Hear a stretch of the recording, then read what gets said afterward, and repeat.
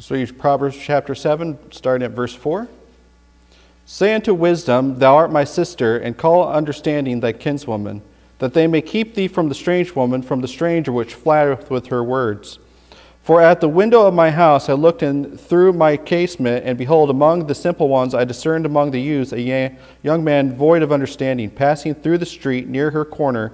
He went the way of her house to her house in the twilight, in the evening, in the black and dark night, and behold, there met him a woman with the attire of a harlot, subtle of heart. She is loud and stubborn, her feet abide not in her house. Now is she without, now in the streets, and lieth in wait at every corner. So she caught him and kissed him, and with impudent face said unto him, I have peace offerings with me. This day have I paid my vows. Therefore came I forth to meet thee, diligently to seek thy face. I have found thee. I have decked my bed with coverings of tapestry, with carved works, with the fine linen of Egypt. I have perfumed my bed with myrrh and aloes and cinnamon. Come, let us take our fill of love until the morning. Let us solace ourselves with loves. For the good man is not at home. He is gone a long journey. He hath taken a bag of money with him, and will come home at the day appointed. With her much fair speech she caused him to yield. With the flatterings of her lips she forced him. He goeth after her straightway, as an ox goeth to the slaughter, or as a fool to the correction of the stocks, till a dart strike through his liver, and a bird hasteneth to the snare, and knoweth not that it is for his life. Hearken unto me now, therefore, O ye children, and attend unto my words of my mouth. Let not thine heart be declined to her ways. Go not astray in her paths. For she hath cast down many wounded, yea, many strong men have been slain by her. Her house is the way to hell, going down to the chambers of death. Let's move on to Proverbs chapter 31, starting at verse 10. Who can find a virtuous woman? For her price is far above rubies. The heart of her husband doth safely trust in her, so that he shall have no need of spoil. She will do him good and not evil all the days of her life. She seeketh wool and flax, and worketh willingly with her hands. She is like the merchant ships. She bringeth her food from afar. She riseth also while it is yet night, and giveth meat to her household, and a portion to her maids. She considereth a field, and buyeth it. With the fruit of her hands she planteth a vineyard. She girdeth her loins with strengtheneth her arms. She perceiveth that her merchandise is good. Her candle goeth not out by night. She layeth her hands to the spindle, and her hands hold the distaff. She stretcheth out her hand to the poor, yea, she reacheth forth her hands to the needy. She is not afraid of the snow for her household, for all her household are clothed with scarlet. She maketh herself coverings of tapestry. Her clothing is silk and purple. Her husband is known in the gates, when he sitteth among the elders of the land. She maketh fine linen and selleth it, and delivereth girdles unto the merchant. Strength and honor are her clothing, and she rejoiceth in the time to come. She openeth her mouth with wisdom, and in her tongue is the law of kindness. She looketh well to the way of her household, and eateth not the bread of idleness. Her children arise up and call her blessed, her husband also, and he praiseth her. Many daughters have done virtuously, but thou excellest them all. Favor is deceitful, and beauty is vain. But a woman that feareth the Lord, she shall be praised. Give her of the fruit of her hands. Let her own works praise her in the gates. Let's pray.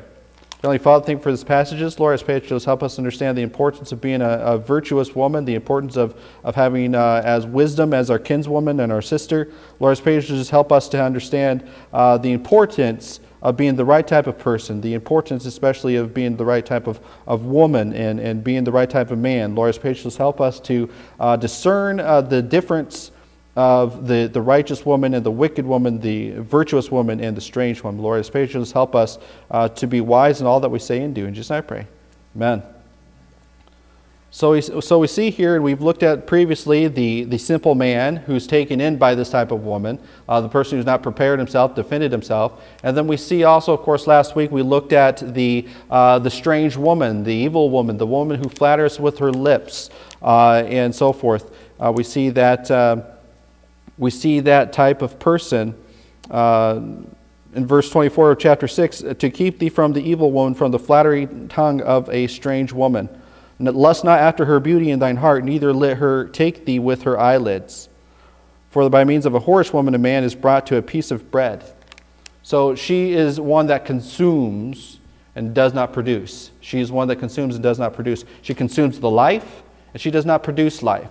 She consumes and does not produce. And so here in this passage, we see her first. We see here first of all this indication of that they're both grown women, but yet one does not act like a grown woman. One does not take her role seriously. She continues to be as if she were a teenager, as if she were still looking for that certain special someone.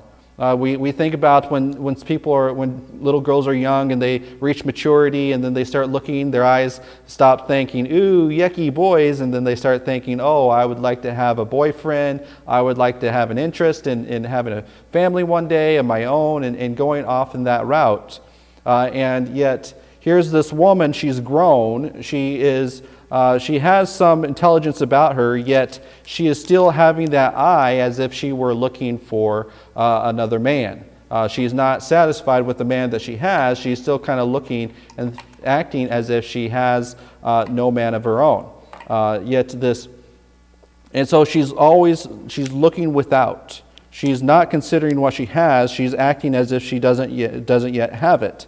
And she's desiring that for herself, and yet it's not the family or the household she's desiring. She's desiring those urges as a beast would urge, and so forth. That's kind of her level, and she's looking, how can I get those urges fulfilled? How can I get that? Rather than producing, she wants to consume everything upon her lust. And so we need to move on. As grown people, we need to move on from consuming and producing. We need to move on from lusting and being content with what we have and building what we have. Here we see that there is nothing in her house.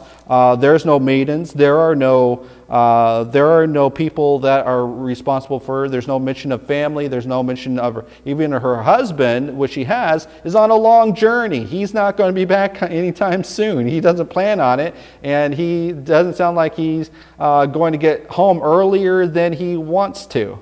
I'm planning on being home at this time. It doesn't matter if the work is done early or the work is late. I'm not going to get home any sooner than the appointed time.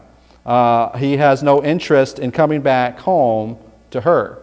And so whether he's a good man or not, she's so ruined his life while he's at home that he has no interest in being there. He has no interest in building a household with her. He is not in contrast, we see how that the wise woman, she's done so much for her husband. It starts out with, we only see a mention of the husband of chapter 7 woman, and yet it's not even referred to as a husband. It's the good man in the house. It's the guy who owns the place.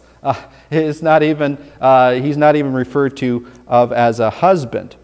But yet here in the wise woman, he says, the heart of her husband doth safely trust in her.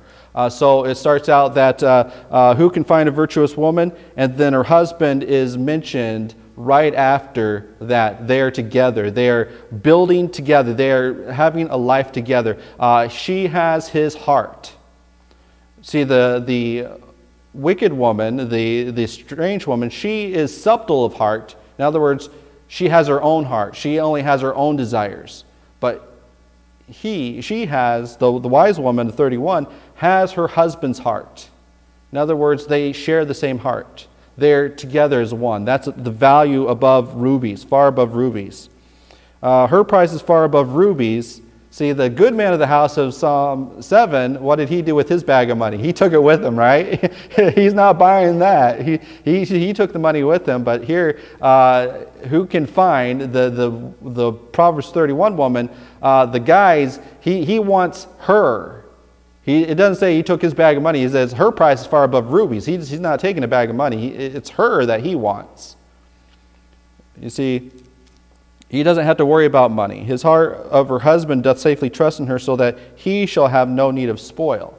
He's taking the money with him, maybe because he can't trust this woman in the previous passage, because she's consuming it. She's a high-maintenance woman. Maybe he has to take it in order to gain spoil. He has to go off distant lands because he can't get something home. He can't get something in the same town. He has to go off in distant lands to get his profit where maybe nobody knows him, maybe where he won't be ashamed of his wife. Who knows what's going on here? But yet we know that they're not building a life together. She's at home and he is far away. So oftentimes people have this sort of life, in even whether they're Christian or whether they're secular, they have this sort of life where they have their own separate lives. They have their own separate lives. They don't have each other's heart. You have many people where the wife goes off to her job, the husband goes off to his job, and maybe they share a meal at the end of the day, and he got his sports TV with his favorite, it used to be a newspaper, but now it's his favorite apps on the cell phone and his own entertainment, and then they kind of hang out together at the end of the day, and maybe they fulfill their lust with each other, but then they don't really have a home together. They're just roommates with benefits. There's no home there for them. He says, For he sees this, he says that he sees it, and they're out there. And we see also, of course, she has no interest in building a home with him. She has no interest in building a home. She is without. She is without home. She is without interest. She is without care. She has no care for her home life. She is out in the streets. She's out in the corners, and so forth. She is out and about. Verse 12, now is she without, now in the streets, and lieth in wait at every corner. She's hanging out. She's spending her time on every corner. She's not spending her time at home. She's not building anything at home. She's forsaken her home and is lusting after something else. So we see here the difference between the Proverbs 7 woman is that her time is spent on her own lusts, and then the virtuous woman, her time is spent with the heart of her husband, with the heart of her husband. And so we need to ask ourselves, where is our heart? Is it subtle of heart, looking for our own lusts, or is it with the love of our life? Is it the one with whom we married? Is it with the Lord? Who is our heart with? And I would say the first thing that we see the difference between these two things is being a righteous and a wicked woman who is married to another, is that you ought to have, whether, of course the Lord should have your heart, but also the husband and the wife should have each other's heart. They should be one together. They should be knit together, cleaving together, rather than afar apart. And so when you and your wife are spoken of, do they speak of you as John and Bridget, Homer and Bobby, or do they speak of them separate? Oh yeah, and bring your husband as well. Oh yeah, and do this as well. Oh yeah, and by the way, will so-and-so be there? No, are you speaking to him as her husband? Notice in this passage how it's referred to her husband. Even though she's meek and humble and she's focusing on her household, it's her husband, and it is her, everybody sees her, and he has notoriety because of her. And she's not trying to be loud or boisterous. There's nowhere in here do you see her speaking loudly or stubbornly or boisterously. What is she doing? She's speaking with love. She's speaking with kindness. She's speaking with wisdom. She has a law of kindness and the mouth of wisdom. Every time she speaks, it's wise. Every time she speaks, it's wisdom. So we see here in this contrast that she is speaking in wisdom. She is not loud and boisterous like the Proverbs 7 woman. She is loud and stubborn. Her feet abide not in her house. No, she abides in her house. She builds up her house. She's not like the foolish who plucks it down with her hands. She abides with her house. She has the heart of her husband. She abides in her house, and she builds up those within her household. She builds up those within her household. And she's always there. You see, and also we see here, of course, because she is with her husband, with her household, and she is kind and speaking kindly. And she also, we see here in the twilight, in the evening, in the black dark night, where is she at? She's busy in her household. She's busy at home. She's not busy on every street corner, giving her heart to everybody who stops by. So we see here as well that she's looking for another man to take the place of her husband, and she's never content because she sees many wounded, many slain, one after the other. She's going from one man to the next man. Why? Because she never had her husband's heart. He never had her heart, and she never had his. They never had that, because she's going from one to the next. She's taking their heart and she's rending it from them. She is taking the lifeblood. She is piercing till the dart strike through his liver and a bird hasteneth to the snare. In other words, she's flattering and giving him this imagination. She's living out the lust of her heart, and she's flattering him with her words, promising but never giving. Whereas the husband in here, in Psalm 31, it says, so that he says, the heart of her husband doth safely trust in her. But yet these men, they hear the flattery of her lips, they hear the promises she gives, but they can't trust her. Why? Because she keeps on saying these things, but then a dart strikes through his liver, and it takes away their life. They're just draining what they could have been, what they could have had with somebody who was truthful and honest and truly had their heart. They just threw it away. Why? Because they wanted to be subtly. They're trying to get what they want, but they don't care what those men want, the other people wanted. He says, let not thine heart decline unto her ways. See, the heart, these men, all these men, the strong men, these noble men, they heard the flattery and they saw the lips, they saw her beauty and all these things that are fleeting. And they said, oh yes, this woman, this man she's with now, she must not be taken care of properly because she's beautiful, she's very flattering, she tells me all these nice things about me, she loves me, she cares about me, and all these things, and she looks very beautiful, and I can have all this wonderful time with her. That man doesn't know what he has, and I can take care of this woman better than that man. And then adultery sets in, like the last passage, last chapter talked about the danger of adultery.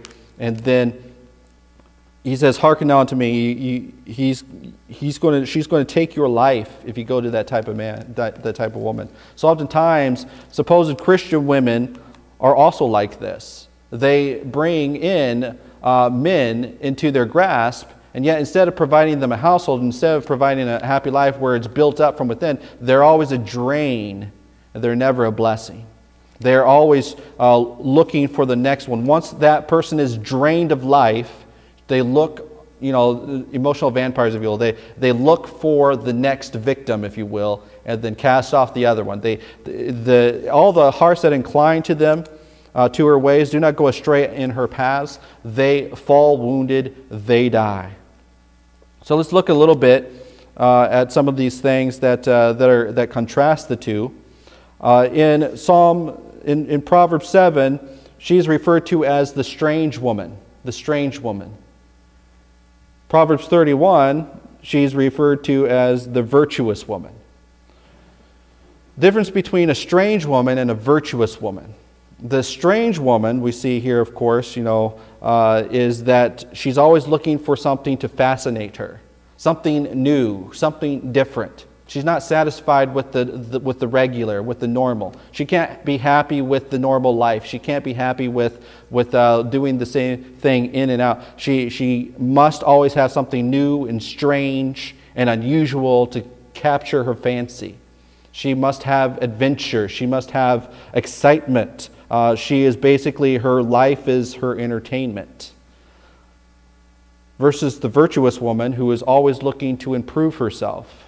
Always looking to find out how that she can, if she has a fault, how can she make it better? How can I improve upon that area? What are my downfalls? How can I bolster that? What are my blessings? What are my benefits? And how can I improve upon those? The virtuous woman is looking at her virtues rather than other people's faults. The strange woman is looking for something fancy and pretty and sparkly, and then once it's lost its luster, she throws it away for a new thing. But the virtuous woman says, this is what I have. How can I make it better? How can I make this good? How can I find the value in this object? The strange woman sees a sheep. Oh, I grew up with sheep all this time. I don't want sheep anymore. I don't want sheep anymore in my life. I'm getting rid of the sheep. The virtuous woman says, here is a sheep. If I shear this and I learn how to make this wool into something that I can sell, then I can benefit myself, and then I can benefit others, and I can do all these wonderful things. She's looking at something and she's saying, how can I make this better? How can I make an improvement? When you shear a sheep, it makes the sheep happy because now it's cooler and stuff and things. But the strange woman says, oh, that's I've seen that all my life. I don't care for that thing. I want somebody else to do all that labor and all that work. She's looking for something new and adventurous, not caring about improving herself, just fulfilling her lusts. And then we look at, of course, the strange woman versus the virtuous woman. We look at also how that she spends her time with flattering words to get that adventure and imagination. And she wants to, we think about all these adventurous romance stories where they're giving this imagination. They're flattering with their words. Oh, you're so wonderful. You're so brave, and you're so strong. Now, everybody likes flattering words every once in a while, but basically, flattering words are something that's not based upon merit. It's not necessarily based upon anything of truth. A little bit of truth, but it's things that you like to hear, niceties and flatteries and things that don't really, they don't really amount to anything. There's no value into them. You can say, you have pretty blue eyes. Well, wonderful, thank you. There's nothing intrinsically good or bad about that, but it's just something you like to hear, pretty blue eyes or whatever, or this stuff like that. But it's flattering words, things that are complimentary, but not necessarily beneficial in the sense of, it's beneficial in the sense of that you never want to always be condemning and stuff, and you always want to be encouraging and compliments. But flattery is just going over the top, trying to get what you want, not with any mutual benefit, but rather just with words. There's nothing remains. Flattering with words, they make this story, they make this imagination, they make something that is not of substance. Versus the woman who has the mouth of wisdom. We see, of course, the Proverbs 7 woman flatters with her words and with her mouth. And verse 26 of 31, it says, she openeth her mouth with wisdom. With wisdom. So when she speaks, it's not just to tell people what they want to hear. It's not just to boost his ego. She opens her mouth with wisdom. Sometimes us guys need to know things that are not really the most flattering. Sometimes we need improvement. Sometimes we need wise counsels. And the best wise counsel you can have is a virtuous woman giving you advice. This man could trust his wife to give him wise counsel. He did not consider her to be a blonde, as in the sense of as in not intelligent and not smart, and she would be only good for flatteries and having fun. But when it comes to business, or when it comes to matters of importance, you don't want to take her advice on anything because she doesn't know anything. That would be the flattery versus the wisdom. When the husband is confused on something, needs help on something, and the woman considers it, she opens her mouth and gives him wise counsel. Are we to the point with our wise counsel where our husband can safely trust in our advice, trust in our counsel? Trust that she will tell us what we need to hear, and not always what we want to hear. I feel like I have that wife plenty of times. Is that if I were to have my way, I would just go boisterously along the path and do this, that, or the other thing. But it may not be the most prudent. It may not be the most wise. It may not be the most beneficial for us as a family. And I have to consider the mouth of a wise wife. And so that's the difference. If my wife was only flattering, but when seriousness came along that she was no use, then that would mean she would not have the mouth of wisdom. And so we see here the wrong type of woman is one that only flatters with words, but never has anything wise to say.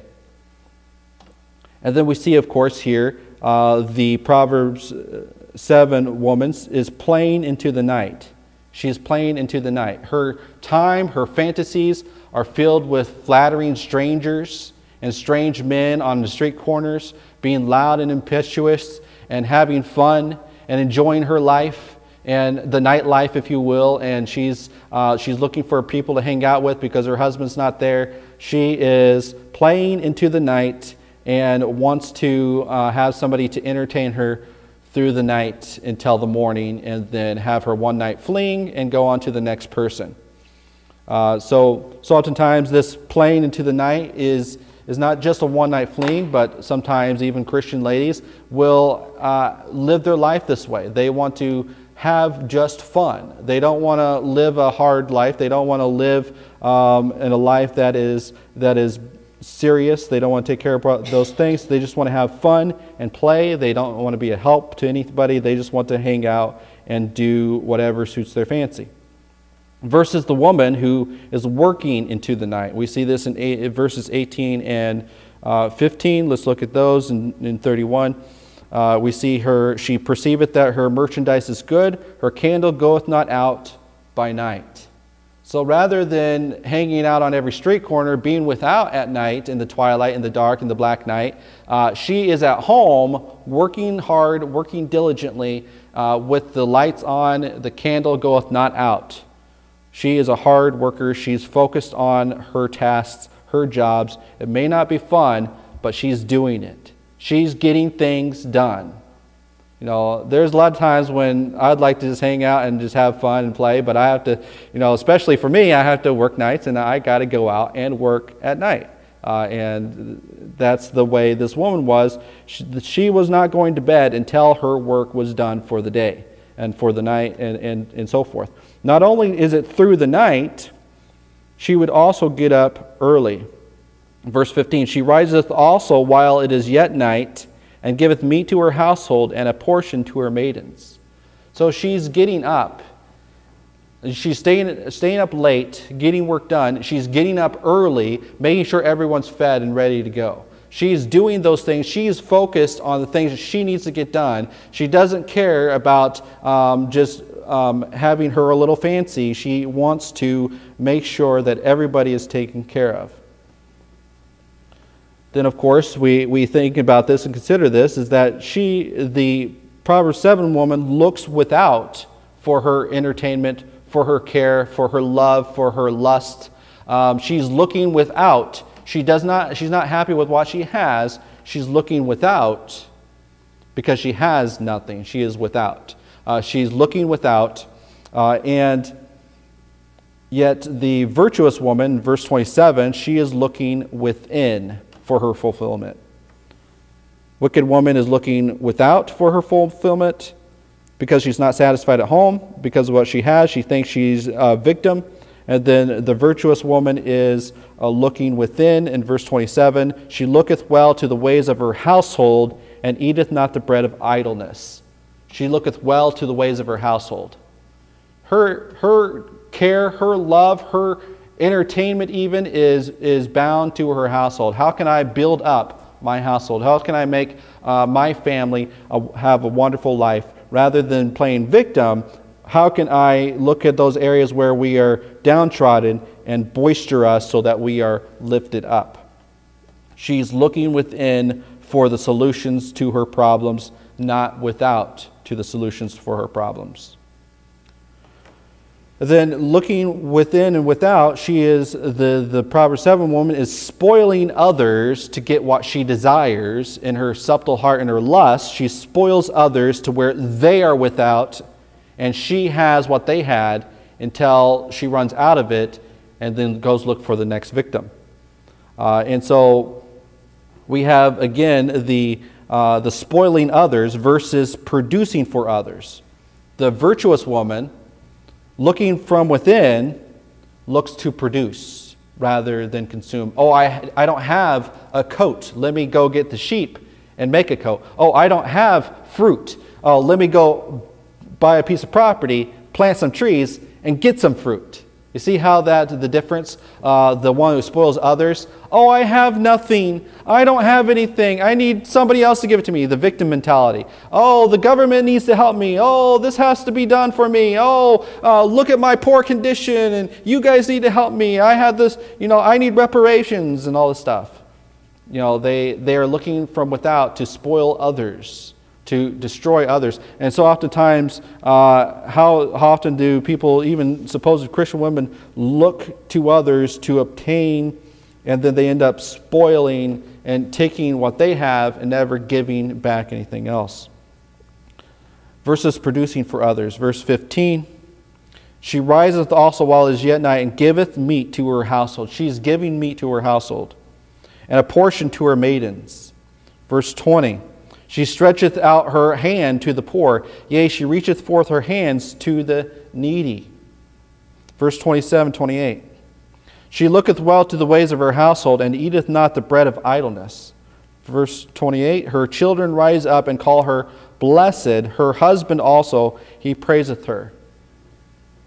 So we see her husband and her children, and she maketh fine linen, she selleth it, she clothes her children with these things.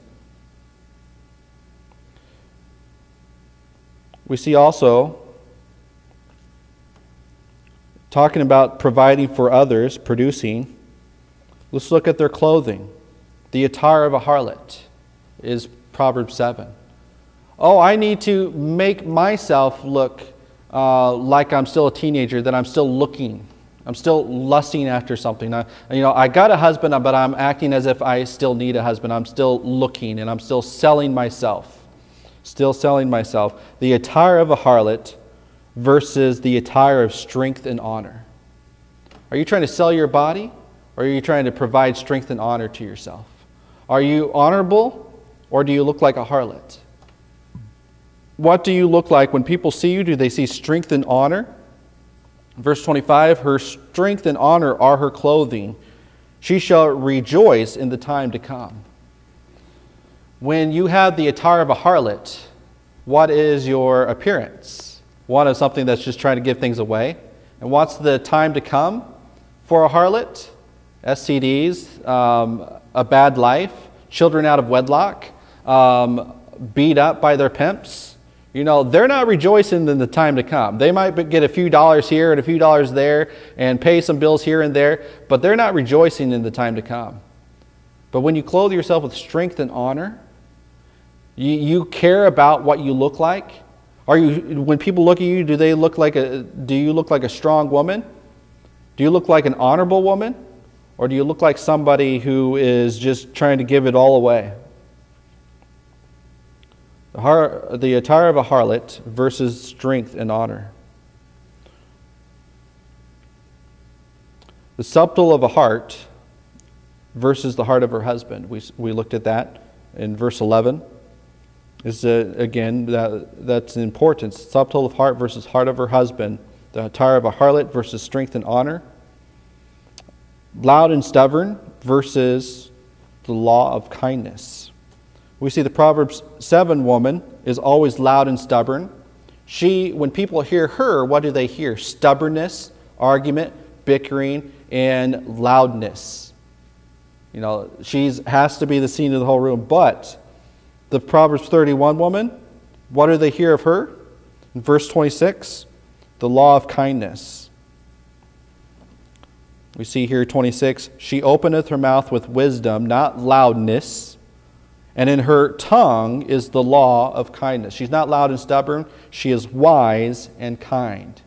Even though she is giving wisdom, even though she may be even correcting, even though she is giving something that somebody may not want to hear, she's always kind when she's doing it. She's attempting to be kind and to meter and measure out her words so that the hard truths that she needs to present are done in kindness. She's never bitter, but yet the Proverbs 31 woman is loud, she is stubborn, and she is impudent. She doesn't care what people hear, how she says it. She just wants to flatter with her lips, but there's no substance.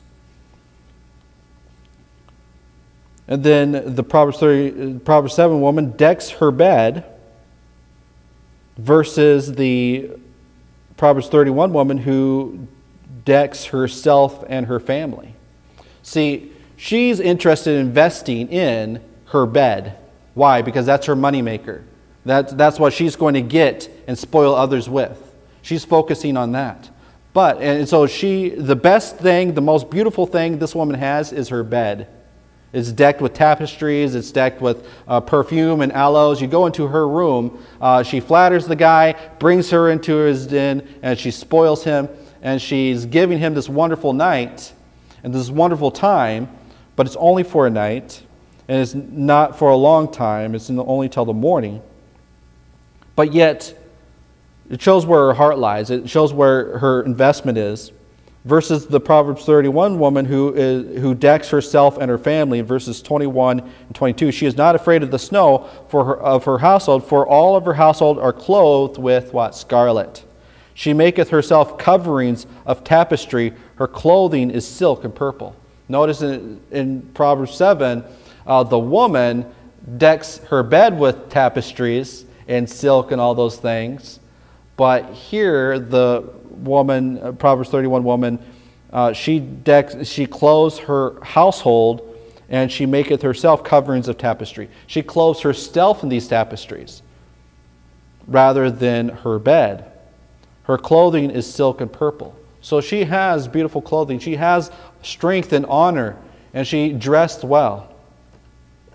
And so I was just thinking about this, is that Bridget's wearing purple as well. She wears silk and purple. But anyway, that's pretty cool. And then her house is clothed with scarlet. I have a scarlet tie on today. So I thought that was kind of interesting. It's like, oh yeah, cool. So she maketh herself coverings of tapestry. Her clothing is silk and purple. Think about coverings of tapestry. Sometimes the wives will wear earrings and different things that have pictures and symbols on them, necklace, with the owl there and stuff. It's pretty cool. So it's tapestries, pictures and images and things that adorn her are not for imagination and flaunting, but rather of her honor, to show her status, to show her beauty, to show her strength. Strength and honor are her clothing, not harlotry and beds of this and that. The thing of this also is that in interest of clothing, it's in verse 24. In Proverbs 7 woman, she buys linen from faraway places like Egypt.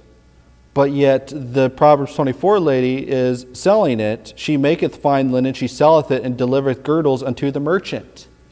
She's buying these fancy things, Gucci and all these weird things from distant lands, New York or whatever. And yet this woman, she's selling it locally. She got the stuff. She's produced the stuff. She doesn't need to go off in distant lands and buy those things and spend money on those things. And then, of course, we have the one-night delights versus the lifetime of good. The Proverbs 7 woman is looking for that one night. She's making that one night an experience to behold, an experience and a life of wonder and joy and delight, but only for one night. That's her focus, that one night of gratification, that one night. Because why? Because tomorrow the husband might be back. So one night, focus on this, death by one night, and yet she's always looking at one night. She's only looking for that time. But we see the Proverbs 31 woman, she in verse 24, she maketh fine linen. She in verse 12, she will do him good and not evil. How often? Just one night? All the days of her life. We see this simple man was brought in. She did him good and flattered him and gave him this wonderful night that he'll remember until he gets destroyed, of course, but he'll always remember that night. But Proverbs 31 woman isn't looking for the night, she's looking for a lifetime. When you live your life only looking for the night, only looking for that moment of gratification, then you're never going to be satisfied. You need to, with the heart of your husband, to live a lifetime together, expect a lifetime together, and then to grow together in that life. To expect to use that life to benefit each other, expect to benefit those around you. We see that she was looking and she built that house and she built that bed not to benefit her house and her husband, but to benefit her subtle lusts and to benefit her one-night stands and to benefit her victimhood. She built that bed to destroy the people around her as long as she got what she wanted for that moment. But the wise woman does not live for the moment. She lives for eternity. She lives for her family. She lives for God. She fears God. She doesn't say, well, I'll just pacify God tonight. I'll just pacify her. I promise God, if you let me have this one night, if you help me find the right guy, I'll stop doing this. I'll stop doing it. But, I haven't found the right guy yet, so Lord, help me find the right guy. No, the wise woman says, I want to live honorably. I want to live godly. I want to live a lifetime of benefiting others. One night delight versus a lifetime of good. And of course, because of this lifestyle, the Proverbs 7 woman drove her husband away. But yet, the Proverbs 31 woman, in Proverbs 7, the good man is absent, not even considered her husband, just the owner of the house. But the husband, multiple times he's referred to as the husband of this wife because he's there in town. He is honored in this town. He is known by all. The good man's not even known by his wife. He's always gone out of town. Nobody knows who he is. He's just the good man. But in 23 here, it says, her husband is known in the gates when he sitteth among the elders of the land. She has been living with him with honor and dignity and helping him, and he's trusting her, giving him wise wisdom to the point where he's known among the elders of the land. She's built him up. Verse 28. Her children arise up and call her blessed, her husband also, and he praiseth her. Now, it goes beyond flattery, it's praise. Praise means that you have some value and he's complimenting your value. Not necessarily saying, this is what imaginary life we have. This is the flattery we have. This is the pretend life we have. No, she's valuable, she's loved, she's cherished, she's cared for. Why? Because she cares for others. The Proverbs 7 woman is known on the corner as that harlot. She's known as a byword. She's known as a quick fix for the night, but nothing else. She's known that her husband's not around. But yet, the Proverbs 31 woman, she's known in the gates. Oftentimes this image of the biblical woman as being less than a man, that's not the biblical woman. The biblical woman is known in the gates. 31, give her the fruit of her hands, let her own works praise her, where? In the gates. Notice that her husband is known in the gates when he sitteth among the elders of the land. And so is she, equal with him in the gates.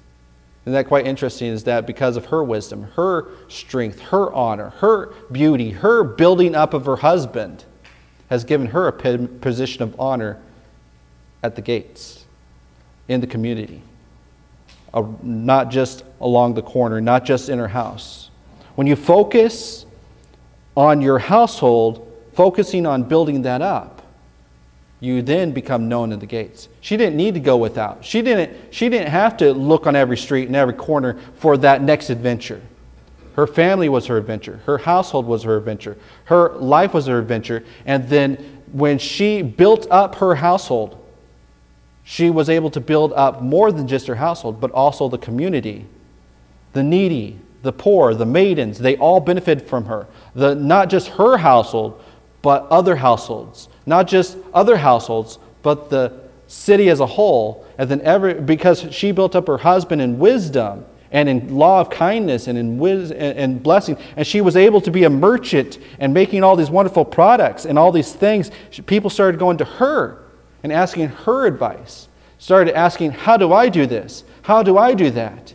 She's not a victim. She built herself up. And now everybody's going to her to receive benefit. They become needy for her. She stretcheth out her hand to the poor, yea, reacheth out her hands to the needy. The city became needy of her. Here this woman slays many strong men. Proverbs 7 woman destroys men. Proverbs 31 builds up nations.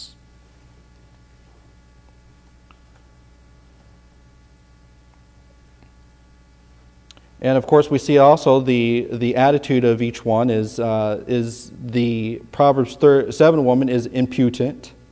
You know, she doesn't care what other people say. She's going to do and fulfill her lust and kill all the people she wants through her wiles.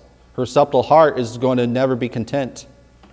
But the Proverbs 31 woman, because she is focusing on the Lord, because she is doing these things, because she is focused on her job as a wife, we see here her strength and honor are her clothing, and she shall rejoice in the time to come. She shall have joy. If you remain the Proverbs 7 woman, if you never grow, if you never look to those virtues, if you never try to go beyond the discontentment, you'll never have joy. If you want to be that Proverbs 31 woman and have the joy, you'll first focus on giving your heart to your husband. You'll first focus on giving your heart to your household. And then instead of looking for entertainment without, you look for work within to build up the household. And as you build up the household, you learn to put your hand to the work and put your hand to benefiting others and then being able to be a blessing to others. And you learn through this hard work, or you learn through this building up your household how to do these great many skills. And through those skills, you learn how to become a merchant. And becoming a merchant, you learn how to have wisdom in business to the point where your husband and you are partners, not only at home, but in life. Not only in life by yourselves, but with the whole city together, building up a nation, building up a community. You could be that Proverbs 7 woman, be a victim and kill all those that you, kill the joy and life out of all those that you're around. Or you can be a Proverbs 31 woman and build up a nation. You can build up your community. And you can have your works praise you in the gates. Or you can become a byword. And you can have nothing in your life. The choice is ours. The choice is benefit. And while these focus has been on the woman, it's also a proverb for the wisdom that you have. Are you going to have that subtle heart of the devil as a man, going after the simplicity and ignorance and stupidity, going after and causing, a lot of times men cause the women to be this way because of their distance to them, because of their inability in selecting the right woman, and their flaunting and going back and forth, versus the husband who gives his heart to his wife and trusts in her and encourages her. Many men have destroyed many good women because they have never encouraged their wife to become the woman that is presented in Psalm 31. Many of them have also oftentimes desired the Proverbs 7 moment of life that they've never allowed their wives to grow. See, this is not just about the women improving the lives of their family, but it's also the men improving the lives of their family. Whether you're going to be simple or you're going to be wise. We see again, the wisdom in this passage is say, my son, keep my words. Lay up my commandments with thee. Keep my commandments and live, and my law is the apple of thine eye. Say unto wisdom, thou art my sister. Call understanding thy kinswoman, that they may keep thee from the strange woman. You selecting the right type of man will cause, or woman will cause women to desire the right type of man. Are we going to be a simple one, or are we going to be a discerning one? Let's be a wise man. Let's be a wise woman. Bind in our hearts wisdom. And when our wives bind to us, they will receive wisdom as well.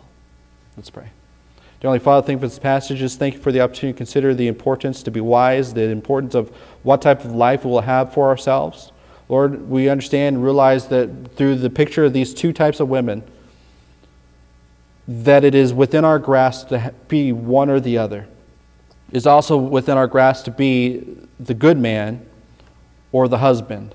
Lord, help us to be the proper husband. Help us to be the proper wife that we ought to have, that is deserving of our husbands and our wives, and in the fear of the Lord, and deserving of the type of person you want in your nation, in your kingdom. Lord, I pray that you'll just be with us as we seek to do your will. In Jesus' name I pray. Amen.